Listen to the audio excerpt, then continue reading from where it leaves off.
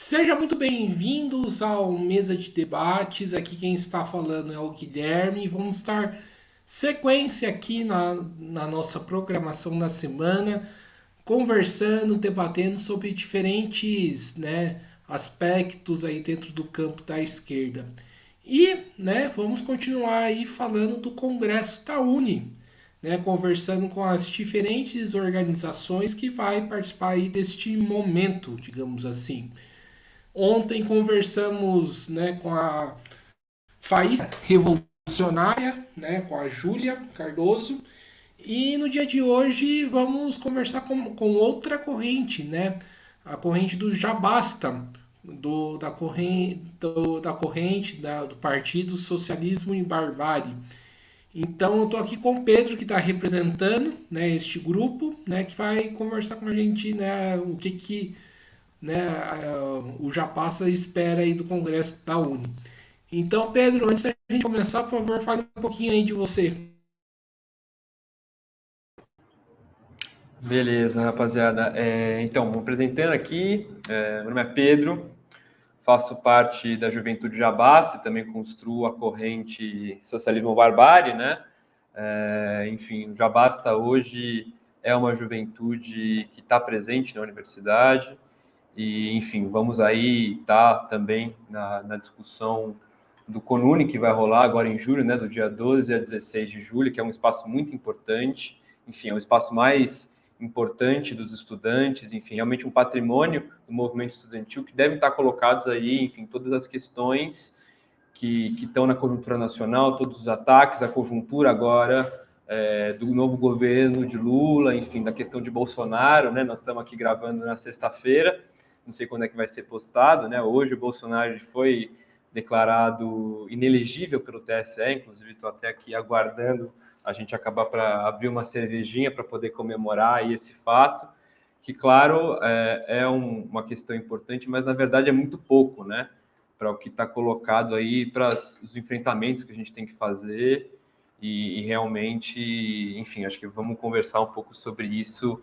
no debate hoje, né, aqui, passando um pouco dessa perspectiva, enfim.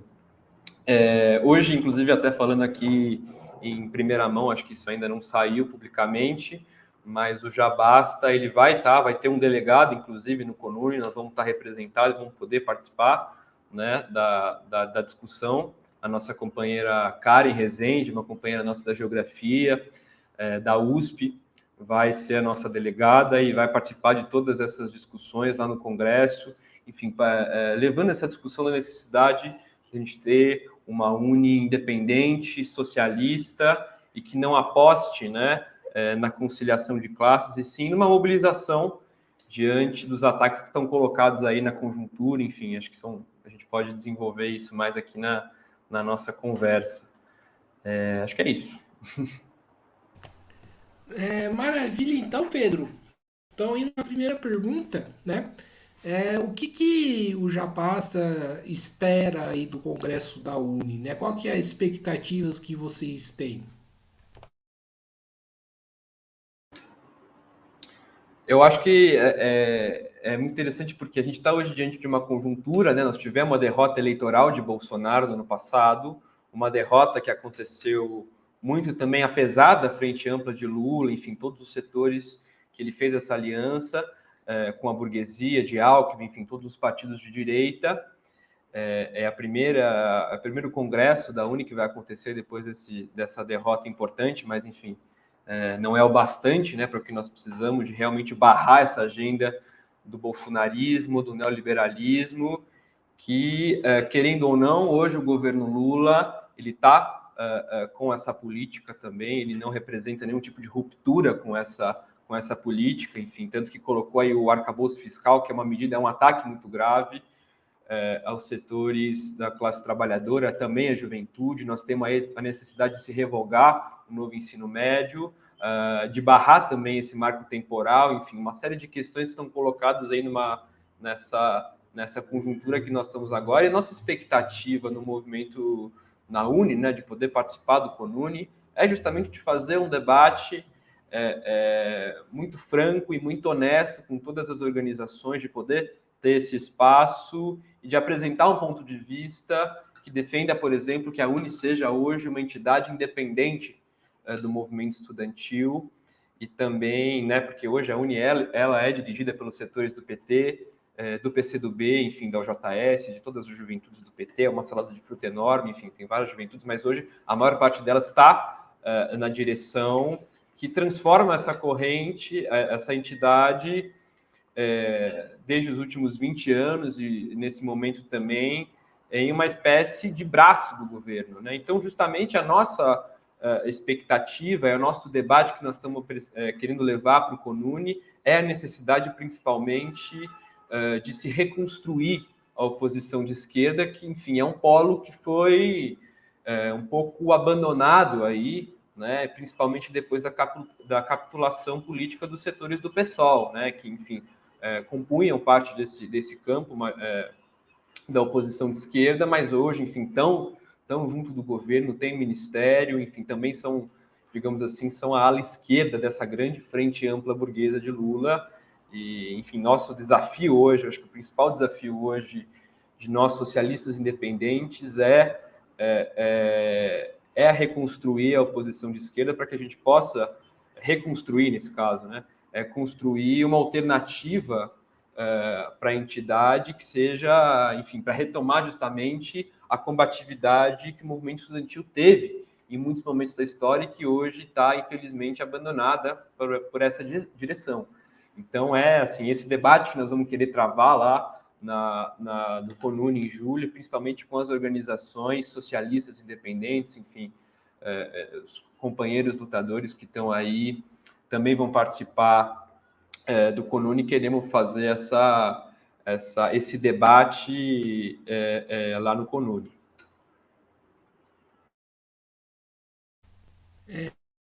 Maravilha, Pedro. E Pedro, indo para a próxima pergunta, né, eu gostaria que você falasse um pouco, né, quais são as diferenças, as divergências que vocês do coletivo Já Basta têm com a ala majoritária da Uni, né? Qual que é a diferença entre vocês? Bom, acho que isso é uma coisa muito importante da gente discutir, porque assim não é uma coisa tipo de grupo, né, de uma disputa de grupinhos, de que eu não gosto sabe, o meu grupo é mais legal, o meu grupo é mais bonito, o meu grupo é mais interessante, mas realmente fazer um debate, fazer uma discussão de qual que é a postura hoje do movimento estudantil e qual que é o rumo do movimento estudantil, enfim, que movimento estudantil nós queremos hoje, enfim, né? Queremos construir e, enfim, como estava dizendo, né? Hoje o movimento estudantil ele é uma entidade, a UNE, né? Que é a representação máxima, né? Dos estudantes. Ela está justamente dividida há mais de 20 anos pelos setores da UJS, pelos setores do PT, né? E, enfim, é por isso que, por exemplo, a gente não vê hoje a UNE preocupada, por exemplo, em abrir uma discussão com os estudantes sobre qual por exemplo, o efeito do arcabouço fiscal, que é uma medida, enfim, um ataque muito sério, e que, só para a gente ter uma ideia aqui, enfim, se essa política fiscal tivesse em vigor desde o primeiro governo Lula, o Estado brasileiro teria deixado de investir 8 trilhões de reais. Então, nós estamos aqui realmente falando de uma medida, de uma regra fiscal que coloca em risco os investimentos em educação, a permanência, os investimentos nas universidades, a pesquisa. Então, tudo isso, nesse momento, está em debate. E hoje, a UNE não faz esse enfrentamento justamente porque ela é parte do governo, porque ela é dirigida por esses setores que transformaram a UNE, basicamente, numa correia de transmissão dos governos petistas, né? Então, nós acreditamos hoje que essa postura da majoritária ela não dá respostas, né? Não dá uma resposta à altura a todos os ataques, a todos os enfrentamentos que estão colocados aí nos últimos anos, mas também agora na nossa conjuntura. Então, como eu já coloquei aqui, a questão do marco temporal, a questão do arcabouço fiscal. E nós acreditamos, por exemplo, que é necessário que o movimento estudantil hoje tenha a capacidade de pautar, por exemplo, o fim do vestibular, que é uma coisa que, por exemplo, nós defendemos e achamos que o movimento estudantil tem que estar colocado, que é uma pauta essencial. Enfim, o vestibular ele é uma espécie de filtro étnico, racial e também de classe para impedir que a juventude trabalhadora acesse a universidade pública. E, enfim, infelizmente, hoje a Uni, né, o problema não é a entidade, né, como problema, mas sim o conteúdo dela, né? Quem está hoje nas posições de decisão e de direção da Uni, né? E só para você, assim, as pessoas, de onde que as pessoas geralmente conhecem a Uni, né? Porque são pouquíssimos os espaços de discussão de base que a Uni convoca, são poucos, assim, esses espaços mais democráticos de discussão, de debate.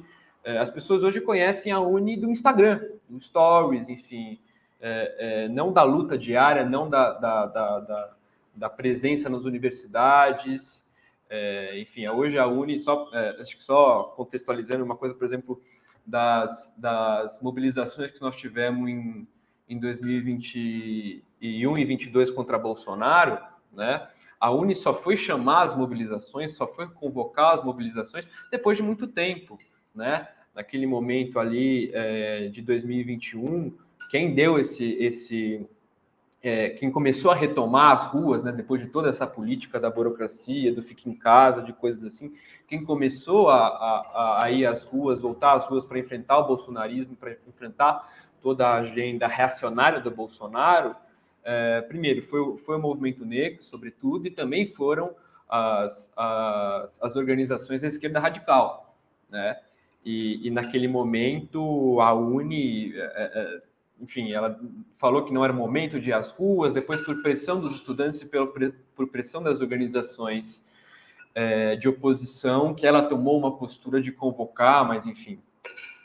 Então, realmente, eu acho que a questão não é uma briguinha de qual grupo é mais legal, de qual grupo é mais bonitinho, mas realmente qual é a política hoje que permeia o movimento estudantil. Porque, Guilherme, a gente está hoje, a juventude brasileira e a juventude de forma assim, mundial, né? Ela está diante de um cenário global muito complicado, de regressão das condições de vida. Nós estamos diante de uma hecatombe climática, nós estamos diante de um cenário de desemprego, de um cenário de carestia, de um cenário da precarização do trabalho cada vez mais atropelando essa juventude. Nós vemos hoje, enfim, jovens que, enfim, saem do ensino médio, nem completam o ensino médio e vão direto, sem perspectiva de ter um trabalho, vão direto para a precarização. São ultra explorados, ultra precarizados, ficam 12 ou até mais horas com uma bag nas costas, enfim, justamente porque não tem outra alternativa. E nós acreditamos que a resposta que o movimento estudantil tem que dar não é se aliando e não é apostando num governo que é, digamos assim, uma dose um pouco mais leve do capitalismo, né? Um governo de conciliação de classes, um governo que mantém a mesma política neoliberal. E sim, um movimento estudantil que aposte na luta nas ruas, que aposte na mobilização, que aposte, sobretudo, na unidade com os trabalhadores, né? Enfim, hoje muita gente pode achar um pouco assim fora de moda, né? A gente falar em unidade operária estudantil, mas vários momentos, vários enfrentamentos, como por exemplo está acontecendo na França contra a reforma da Previdência, no Peru, a resistência do povo peruano, enfim, os estudantes, trabalhadores também nas ruas, mostra que essa unidade é muito poderosa em vários momentos da história. Enfim, ela construiu muitas vitórias e principalmente muitas derrotas para os capitalistas e para esse sistema que só nos oferece, enfim, repressão, exploração e uma perspectiva de vida que não é uma perspectiva de dignidade, né? É cada vez mais o contrário. Então, nós acreditamos que o papel do movimento estudantil é ser ponta de lança desses enfrentamentos, é apostar na mobilização com os trabalhadores, com os indígenas, por exemplo, para a gente barrar esse marco temporal e não numa política de gabinete, né? Não numa política de ficar fazendo conversinha com um deputado para tentar barrar projeto, enfim, fazendo essas reduções de danos, né? Enfim, fica um pouco disso a nossa diferenciação. Perfeito, ô Pedro. Em cima, né, dessa questão que você coloca, que eu queria que você comentasse, né, é, em relação à majoritária da Uni, uma coisa que eu percebo agora que eu estou de fora e que me preocupa bastante é que desde que quando o governo anunciou, né, a suspensão do novo ensino médio, que a gente sabe que suspendeu, mas não revogou, a Uni, né, a direção majoritária, não chamou sequer uma mobilização, né?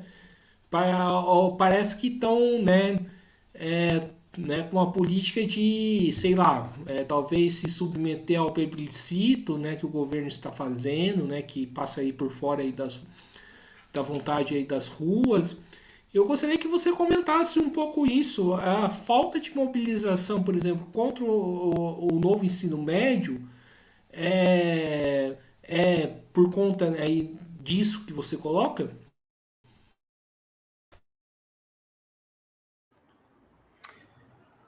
Acho que principalmente por isso, sim.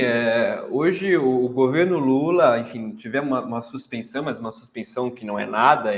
Essa agenda de implementação do novo ensino médio já estava sendo tocada em várias escolas e essa suspensão, ela de modo nenhum significou, enfim, acabar com essa reforma, mas sim adiar a implementação, enfim, não impediu em nada. Ela segue hoje em vigor, e justamente, enfim, o movimento, o Lula já disse que não vai revogar, assim como não vai revogar as outras contrarreformas, como a da Previdência, a trabalhista, justamente pelo seu compromisso de classe, justamente pela sua confiança unicamente na conciliação de classes e não de uma ruptura com essa política neoliberal, né, ultraliberal, e de uma política, enfim, e não uma política contrária a isso, né? Infelizmente hoje o movimento estudantil, a direção do movimento estudantil, a direção da Uni está muito mais preocupada em postar foto com o ministro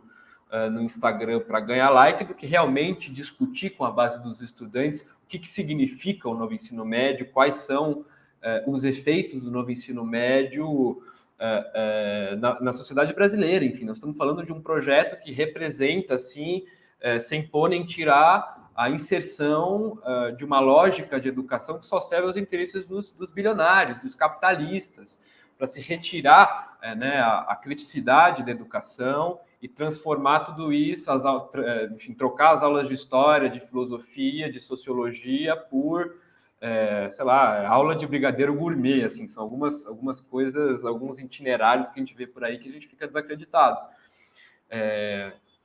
E que é justamente um projeto que está completamente combinado com a lógica de precarização da classe trabalhadora e precarização de uma juventude que vai logo, logo se tornar classe trabalhadora. Enfim, que é justamente um projeto que tenta tirar, que impede a entrada da juventude trabalhadora na universidade para despejar ela num cenário de total precarização do trabalho. Então, a gente entende que as respostas que o movimento estudantil hoje dá, né, a direção, estão muito além do que é necessário, né? Enfim, justamente por essa postura da direção que hoje é parte do governo, enfim, legitima todas as atitudes e as políticas do governo de Lula e de Alckmin. Acho que passa principalmente sobre isso. Inclusive, acho que um ponto interessante, desculpa, Guilherme, que eu me lembrei agora, inclusive o iFood, né? O iFood, assim, né, falando um pouco dessa relação entre o novo ensino médio e a precarização do trabalho, de como isso está muito ligado, o iFood, ele hoje fornece uma série de materiais didáticos, de itinerários para várias escolas, enfim, justamente com toda essa lógica do empreendedorismo, de ser seu próprio patrão, essa lógica que enfim, só leva a uma ilusão de que, enfim, você consegue hoje, de que você numa bike entregando comida 10, 12 horas por dia, você é um empresário, você é um pequeno empreendedor. E, na verdade, não, isso só tenta mascarar uma lógica dessa necessidade do capitalismo de se aumentar a exploração para conter os efeitos da crise capitalista de 2008, enfim, todas o efeito dominó que isso dá, né? Enfim, acho que é um passo um pouco também, só colocando essa questão, que eu acho que ela representa muito praticamente essa relação. Perfeito, Pedro. E continuando aqui o nosso papo, né? Você falou da necessidade de refundar a oposição de esquerda na Uni, né? E eu gostaria, né, de perguntar o seguinte: qual que é a diferença entre vocês e outras correntes aí que pregam a mesma coisa, com os setores do PSOL, que até alguns 5, 6, 7 anos atrás era, né, a oposição de esquerda da Uni? Sim, sim. Inclusive, nós éramos parte, construímos o PSOL, a corrente, né? Nossa corrente, a SOB, ela construiu o PSOL, mas no ano passado, enfim, diante de toda essa capitulação política, desde a entrada na chapa Lula-Alckmin e também a sua federação com a Rede, enfim, que é um partido ecocapitalista, é um partido burguês, que inclusive é financiado pelo Itaú, representa um pouco dessa liquidação de que o pessoal vem passando nos últimos anos, enfim. E isso também é manifestado no comportamento das correntes e das juventudes das correntes que hoje compõem o pessoal. Por exemplo, em vários lugares do Brasil, inclusive, se não me engano, na Universidade de Brasília, o Afronte, que é a juventude da resistência, está compondo chapa com a majoritária. E aí, enfim, vão chegar, como chegaram nas eleições para o CONUNE na USP, falando que são independentes, falando que são oposição, mas no final das contas são parte do governo hoje. Eles têm ministério, eles são base aliada do governo Lula no Congresso Nacional. Isso não sou eu que estou falando, quem falou isso é o Guilherme Boulos. E também tem cargo, enfim, de vice-liderança do governo no Congresso, enfim. Hoje é parte dessa grande aliança com os setores da esquerda da ordem, da conciliação de classes, enfim, por mais que não queiram falar que estão com o governo, enfim, muitas vezes negam, mas enfim, é só você ver a realidade hoje, onde é que está o pessoal. Por exemplo, disseram que foram contra o arcabouço fiscal, e de fato votaram contra, mas não mobilizaram uma vírgula, né, para barrar esse projeto. E também não tem hoje qualquer perspectiva de ruptura com o governo Lula, né? Essa discussão ela é feita somente pelos setores, assim, acho que uma ou outra corrente da ala esquerda do partido, né? E mais recentemente, inclusive, nós tivemos o rompimento dos companheiros da CST, né? Que romperam com o pessoal, né? Nós rompemos no ano passado, mas os companheiros romperam agora recentemente. Enfim, uma corrente muito importante, fundadora do partido, que rompeu justamente por entender que o pessoal não era mais um espaço de independência de classe, de construção de uma alternativa ao lulopetismo, né? E isso também se conecta com a postura hoje das juventudes do PSOL, que enfim, em vários lugares do Brasil estão saindo em chapa com a majoritária. E, enfim, por mais que vão chegar provavelmente no CONUNE defendendo que são independentes, mas, enfim, nosso papel é justamente apontar as contradições, falar o contrário, que nesse momento o papel do movimento estudantil ter uma postura que não seja uma entidade que seja um braço do governo, né, que tenha uma postura de oposição para enfrentar o arcabouço fiscal, o marco temporal, pedir a revogação, exigir a revogação pelas ruas do novo ensino médio.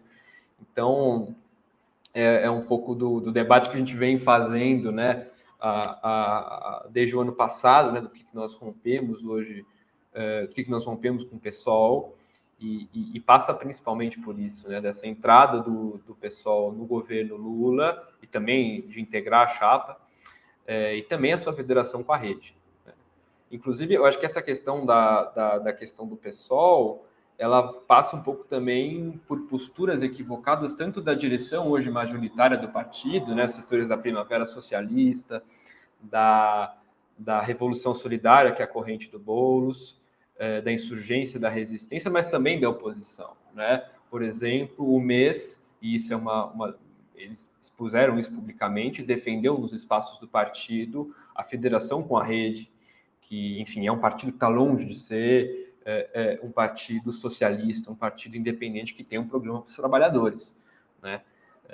E acho que também isso também vai estar colocado, querendo ou não,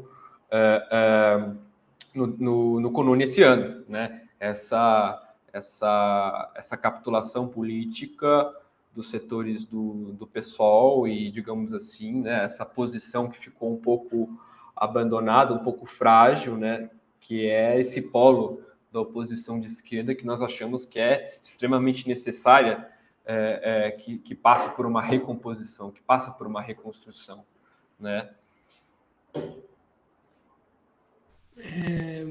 Maravilha, Pedro. E, Pedro, você falou de uma coisa bastante importante que eu acho que eu estou de fora, mas eu acho que isso está colocado no Congresso da Uni, mas também em outros espaços, em outros lugares, que é a necessidade aí da reorganização, né, de setores de oposição de esquerda, de setores aí classistas, né? Pelo que eu estou acompanhando, né, assim, de fora, né, aí a dinâmica das coisas, inclusive na USP, né, eu vejo que parece que tem uma fragmentação entre esses setores de oposição de esquerda, né? O Jabasta e o PSTU estão lançando uma tese única, a Faísca Revolucionária, né, que passou por aqui, se eu não me engano, ontem, né?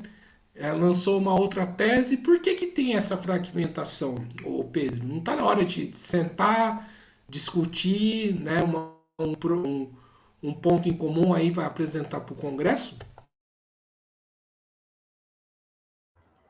Sem dúvida, só uma correção. Nós e o PSTU, nós saímos, na verdade, com uma chapa conjunta na USP, né? Não com uma tese. A gente construiu, junto com os companheiros do Rebeldia, a chapa Revolução do Nosso Tempo, nas eleições para o CONUN na USP, e, enfim, tivemos uma boa votação, enfim, um apoio importante dos estudantes, mas a gente ainda não se decidiu se vamos lançar uma tese única ou não, só fazendo essa correçãozinha aí.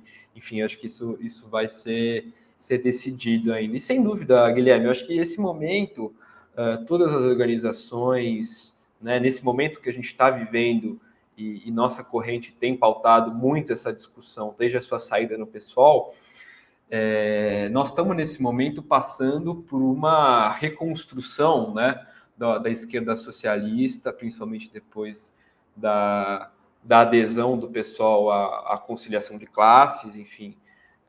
Então, nesse momento ainda estão se organizando todas essas correntes, né? Ainda existe esse cenário de fragmentação, mas o necessário mesmo é que a gente tenha a construção de um espaço comum entre todas as organizações que hoje são de esquerda socialista, de esquerda independente, para fazer uma oposição por esquerda ao governo de Lula e de Alckmin. E também no movimento estudantil isso também tem que ser feito, né?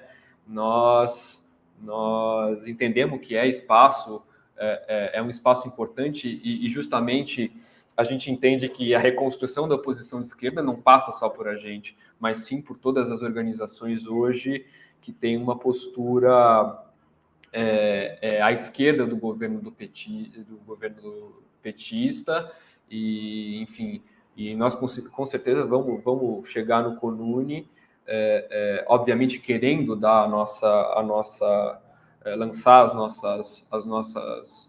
nossas perspectivas, o nosso balanço do movimento estudantil, o nosso balanço da conjuntura, mas com certeza vamos tá em contato e em diálogo permanente com esses setores, tanto dos companheiros do MRT, né, do Faísca, do Rebeldia, os companheiros também da Juventude Vamos à Luta, né, da CST, enfim, todos os setores hoje que são socialistas, revolucionários, e com certeza essa é uma perspectiva que a gente defende para o movimento estudantil, e vamos fazer essa discussão no CONUNE, sem dúvida.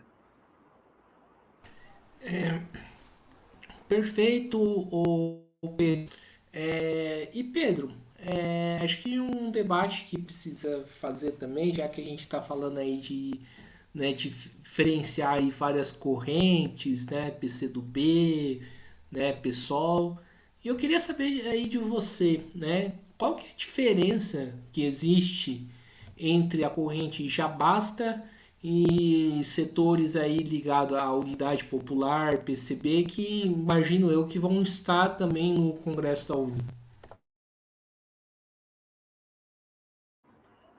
Sim, sem dúvida. Eu acho que essa é uma discussão que é um pouco acalorada, né? Às vezes acontece no Twitter umas discussões assim, umas polêmicas, Trotsky contra Stalin. A Juventude Já Basta, nós partimos do balanço, obviamente, trotskista, do balanço da oposição de esquerda, enfim, do balanço do que foi toda a experiência do stalinismo da União Soviética, e também nós temos profundas críticas ao que foi a direção do PCB, né, em todos esses seus 100 anos de história, né, enfim, e claro, a gente entende que todos os setores são importantes na hora da gente enfrentar, por exemplo, o arcabouço fiscal, enfrentar o novo ensino médio, enfrentar o marco temporal, isso sem dúvida não tem nenhuma uma questão. Vamos estar nas ruas reivindicando a unidade na ação com todos esses setores.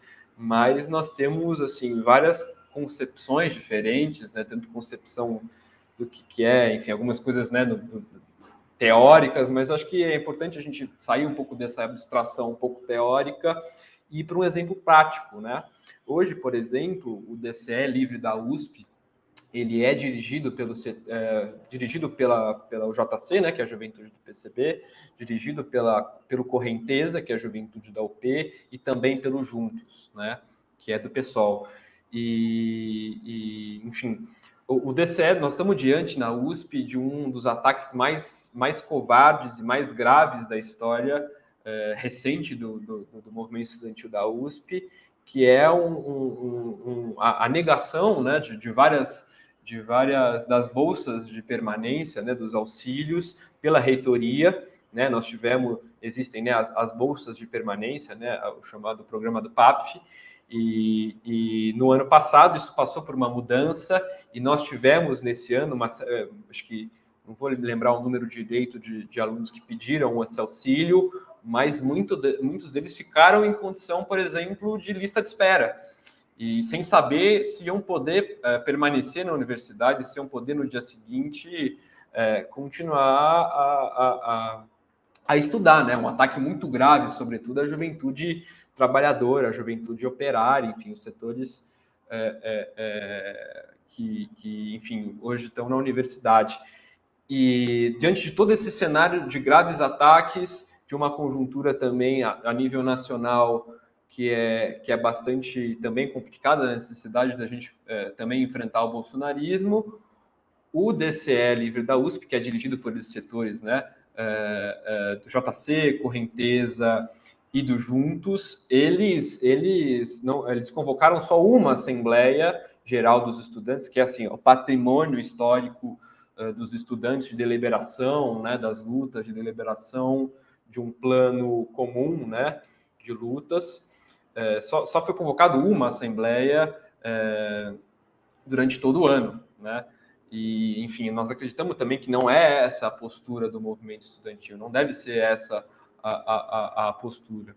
E, por exemplo, uma outra questão, nós estamos falando aqui do CONUNE, né, nas eleições que aconteceram para o CONUNE na USP, agora em junho, não foi chamado um debate pelo DCE, nós tínhamos esse cenário justamente de fragmentação muito grande das organizações, né? Acho que eram 8 chapas que estavam concorrendo à eleição, e nós não tivemos um único debate convocado pelo DCE para a gente colocar ali as diferenciações, defender quais são as posições de cada organização.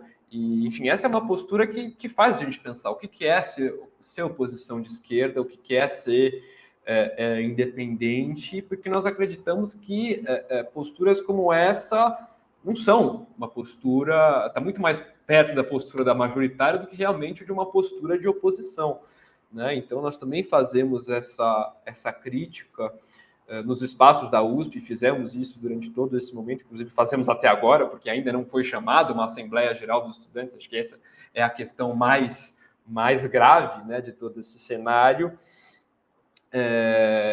E eu acho que essa diferenciação, né, existem muitas diferenciações teóricas, mas acho que a gente precisa hoje trazer uma discussão para o plano prático.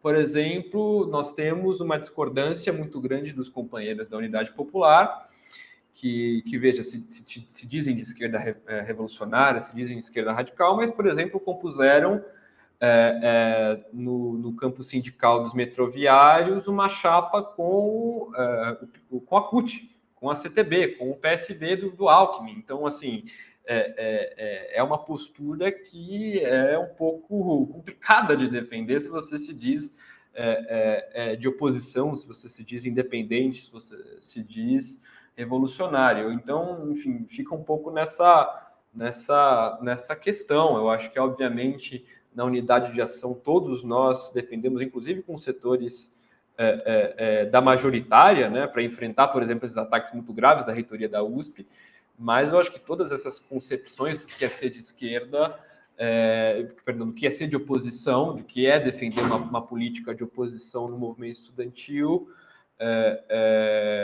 todas essas questões têm que ser colocadas. E, enfim, eu acho que passam um pouco por isso, né? Pedro, já que você falou aí desses ataques, né, da reitoria da USP, o que tá rolando? Gostaria que você entrasse um pouco mais e como que tem sido aí o processo, né, de mobilização e organização, né, dos estudantes. Enfim, a questão da permanência, né, de modo geral, na universidade, ela é uma questão que está colocada na USP, mas também está colocada em todas as universidades do país. Não adianta as pessoas terem acesso à universidade e não ter condição de permanecer, de continuar estudando. E tudo isso, enfim, está sendo colocado muito em discussão agora, principalmente porque nós tivemos no ano passado uma mudança no programa de bolsas, né, que é o PAPF, que justamente reduzia o número de bolsas a ser disposta para os estudantes e, enfim, não colocando qualquer tipo de transparência de quantas bolsas seriam ofertadas, de quantos estudantes seriam contemplados por isso.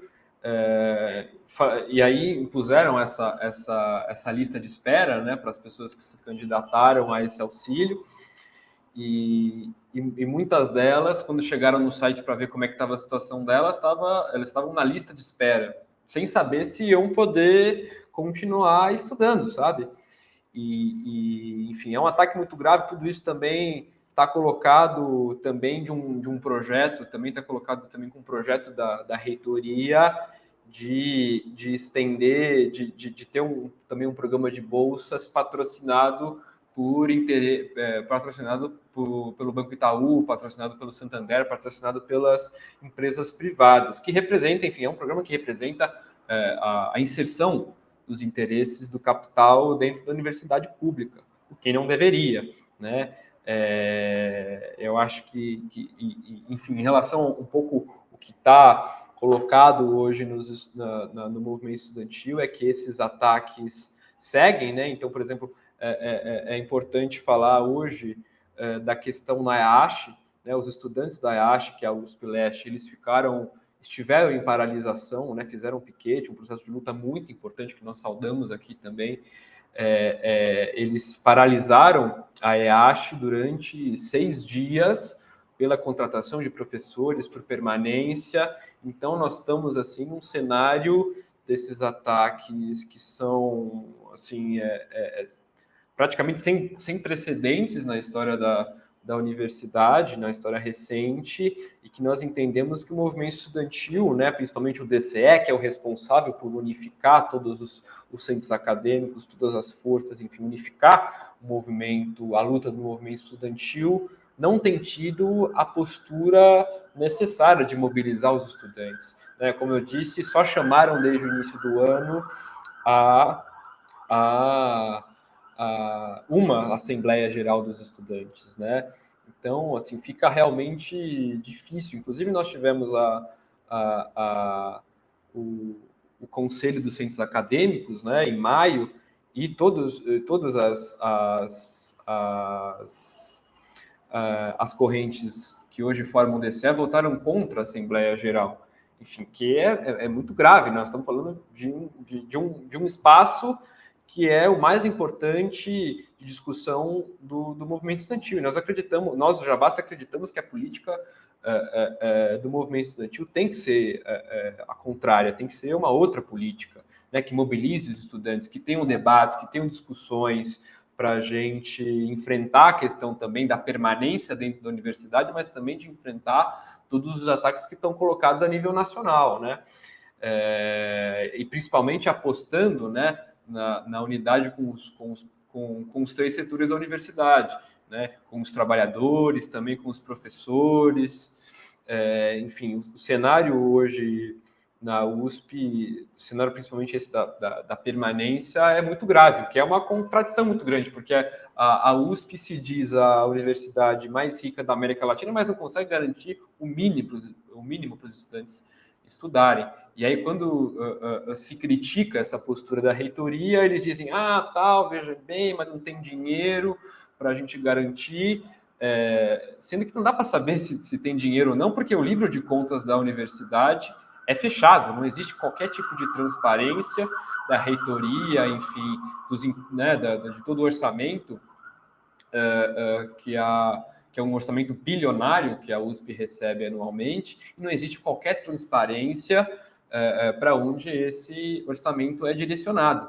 Então, essa, inclusive, é uma pauta que há anos nós defendemos, é uma pauta histórica aí do movimento estudantil da USP, que a gente possa ter acesso a essas contas enfim, ver para onde esses recursos estão indo, né?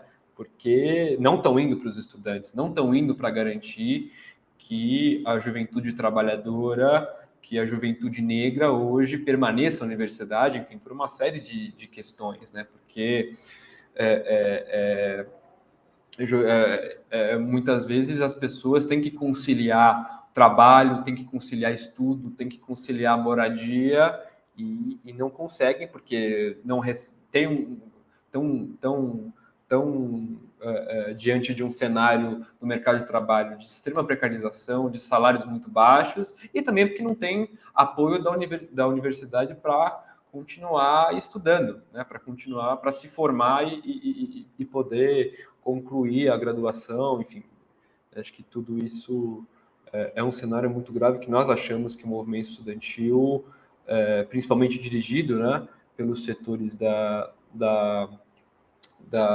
do DCE, não tem sido consequentes com esse enfrentamento. Maravilha, Pedro. Você falou um pouco aí da IASH, né? Como que, né, a juventude japasta está vendo aí essa luta, né, da IASH, né, da USP Leste, e como que vocês vêm atuando aí nessa batalha?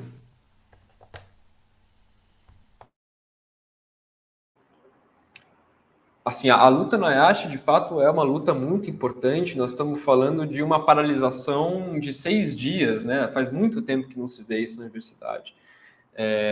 realmente chega ao ponto da revolta dos estudantes diante desse cenário, né? Da falta de professores, da falta de permanência, da precariedade da moradia estudantil e os estudantes, superando inclusive a passividade do DCE, fizeram isso de forma independente inclusive de uma forma, inclusive, enfim, muito importante essa mobilização que os estudantes da EASH fizeram e inclusive estivemos na Assembleia na EASH essa semana para acompanhar esse processo de luta muito importante. E nós, já justamente entendemos que nesse momento a questão é se unificar, né, todas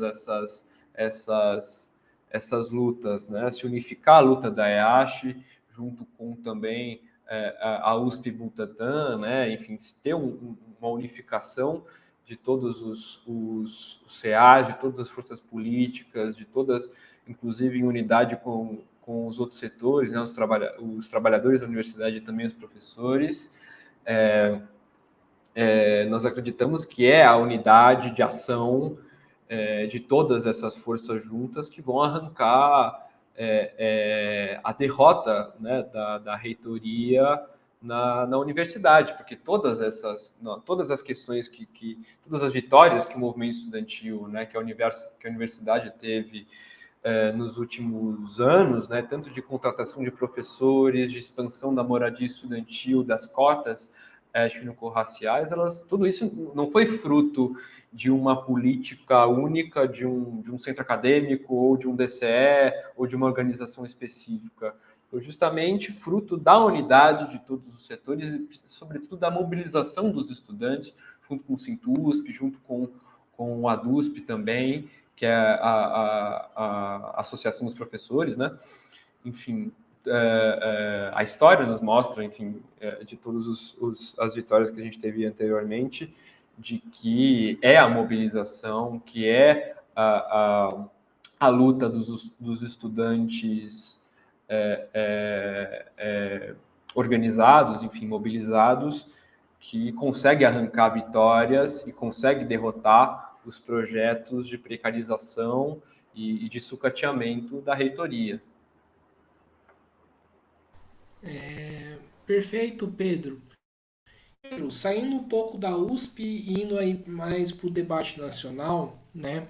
Uma coisa que eu acho que é preciso conversar aqui é que eu devo imaginar que o debate da extrema-direita vai aparecer no Congresso da Uni, né? Muitas correntes, né, inclusive do PSOL, colocam que, né, tem que, né, apoiar, digamos assim, o governo Lula para poder, né, combater o risco, o medo aí da extrema direita. Eu gostaria de saber como que você vê, né, essa discussão.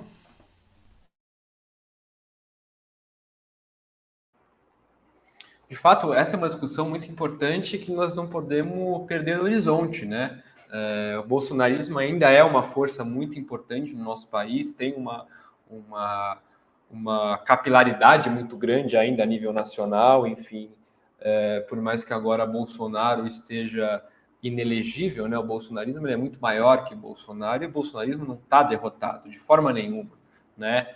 Nós tivemos uma vitória eleitoral de Lula, mas o bolsonarismo ainda segue com uma força, com seus interesses representados, e nós acreditamos que a postura do movimento estudantil nesse momento estar na ponta de lança do enfrentamento a Bolsonaro, enfrentamento à extrema-direita, enfim, para a gente não só comemorar a inelegibilidade do Bolsonaro, mas também um dia comemorar a prisão de Bolsonaro, né, que é o que é necessário, né?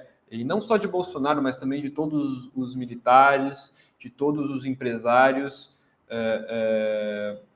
que financiaram o 8 de janeiro, enfim, todos esses atores que tiveram presentes que tiveram essa senha golpista, né? E nós acreditamos, por exemplo, muitas vezes se fala, tal, mas vocês vocês saindo às ruas hoje contra o governo, vocês são força auxiliar da extrema-direita. Mas quem hoje coloca uma força, quem hoje faz um governo com setores da extrema-direita é o governo Lula, né, que coloca uma política que hoje, de certa forma, né, ela fortalece o bolsonarismo, né, porque tanto a questão do arcabouço fiscal, que é uma medida que vai atacar duramente a classe trabalhadora, isso é uma medida que, enfim, pode aí semear muitas desilusões, muitas frustrações de pessoas que votaram em Lula justamente porque o governo do Bolsonaro era uma coisa insuportável. As pessoas que votaram em Lula, enfim, um projeto como esse no arcabouço fiscal pode semear a frustração dessas pessoas, da classe trabalhadora, e abrir caminho para uma extrema-direita, que nós sabemos que não vai ser Bolsonaro, mas pode estar na figura aí de um Tarcísio da vida, de um Zema, enfim, de outros aí que estão colocados para serem esse substituto aí do Bolsonaro. E, enfim, por exemplo, hoje a questão do marco temporal, né, é muito importante, que foi uma medida muito grave que foi aprovada com omissão do governo Lula, né? O governo Lula liberou a sua bancada do Congresso para votar favorável no seu caráter de urgência. Inclusive, o ministro de Lula da Agricultura, né, o Carlos Fávaro, se colocou publicamente a favor do marco temporal. E a quem está a serviço do marco temporal? Quem se favorece com o marco temporal? São os setores do ruralismo, são os setores do agronegócio, setores que são, digamos assim, os financiadores, né, os fiadores do bolsonarismo. Então, o governo Lula, numa tentativa também de, digamos assim, enfrentar uma extrema-direita, está fazendo aliança com os setores que sustentam politicamente o bolsonarismo. Então, nós acreditamos que não é por aí, não quanto mais gente melhor para isolar a extrema-direita, mas sim realmente ter um programa anticapitalista, um programa que esteja de acordo, que esteja a nível, à altura, né, das respostas, né, da reversão das condições de vida precárias da classe trabalhadora, e de realmente a gente ter um enfrentamento do bolsonarismo pelas ruas, né? A história nos mostra que não é a eleição, não são eleições que derrotam a extrema direita, derrotam os fenômenos fascistas ou neofascistas, né? Então, no final das contas, quem acaba por fortalecer o bolsonarismo, né, e essa alternativa de extrema-direita para 2026 é o próprio lulismo, quando coloca em prática uma política econômica que, enfim, no geral, trai completamente a expectativa e a esperança das pessoas que votaram em Lula realmente por um cenário muito complicado, né, do governo Bolsonaro. Infelizmente, hoje o pessoal é parte também dessa frente amplíssima aí, né, de Lula, de Alckmin, de Arthur Lira, de Simone Tebet, e enfim. E nós acreditamos que o caminho da esquerda socialista hoje deve ser o contrário. Perfeito, Pedro. Vamos aqui para a última pergunta da nossa entrevista, né? Uma questão mais reflexiva que eu queria colocar, né? Qual que é a importância? A gente sabe que o Brasil, né, apesar da eleição do Lula, é um barril de, né, explosivo que pode explodir em qualquer momento, né? E qual que é a importância, né, frente a esse cenário, né, que eu coloquei, qual que é a importância da juventude nas próximas lutas, né, que virão?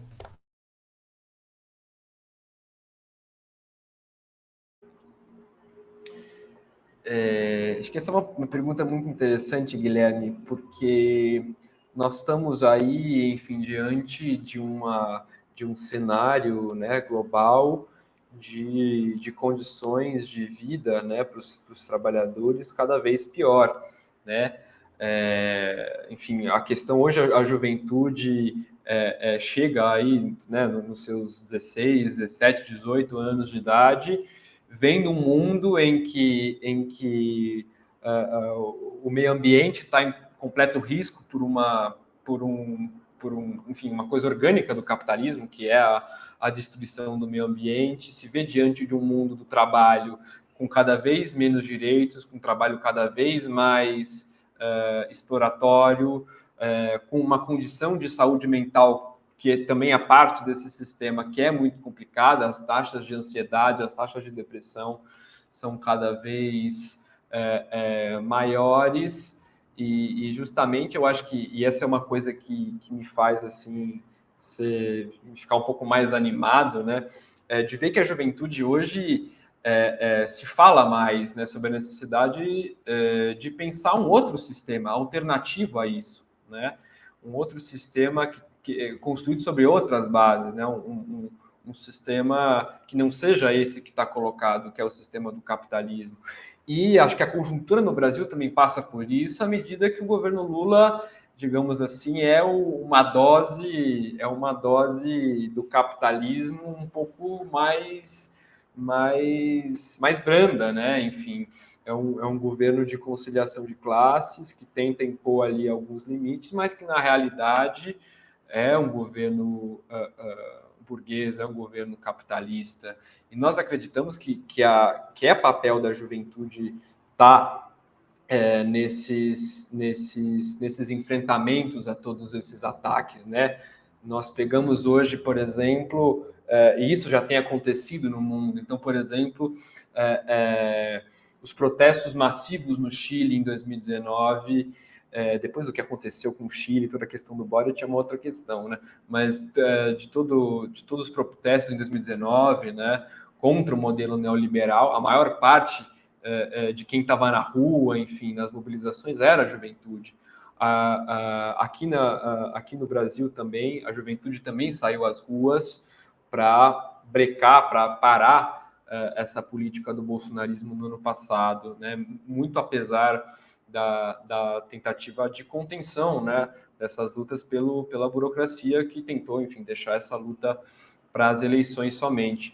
Mas nós acreditamos que a posição da juventude nesse momento estar na vanguarda de todo esse enfrentamento, junto com os trabalhadores. Por isso que, por exemplo, hoje nós já basta, estamos junto com os companheiros entregadores unidos pela base, construindo, né, agora inclusive fazer um merchanzinho aqui, né, uma propaganda, um convite também, construindo a greve de amanhã, de domingo, né, o break geral dos EPs, dia 1 e 2 de julho, junto com os companheiros entregadores, porque é uma luta, obviamente, essencial, né, desses trabalhadores precarizados, né, ultra explorados, e que é uma tendência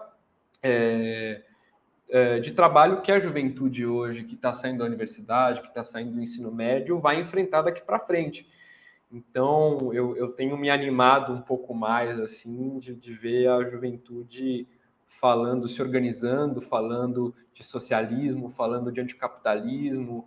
Claro que tem muito trabalho a ser feito ainda, e nós estamos aí nessa luta, né, nessa necessidade, mas, enfim, o caminho, né, digamos assim, né, nós podemos aqui falar, né, da revolução, assim, meio tipo sonhar, né, mas isso passa pela construção diária hoje, e é uma coisa que é muito interessante que a nossa corrente Socialismo Barbárie faz a nível internacional, essa aposta na mobilização da juventude, e é uma coisa que é muito importante.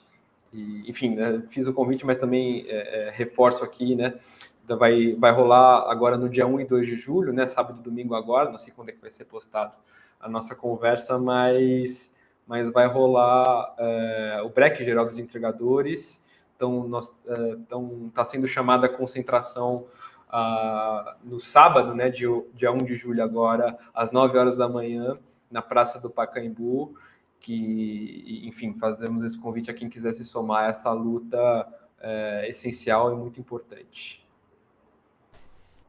E então é isso aí, pessoal, né? Estamos encerrando aqui mais uma entrevista do Mesa de Debates. Quero aqui agradecer a participação do Pedro, né? Gostei aqui do nosso papo e passo a bola aqui novamente para ele fazer as considerações finais.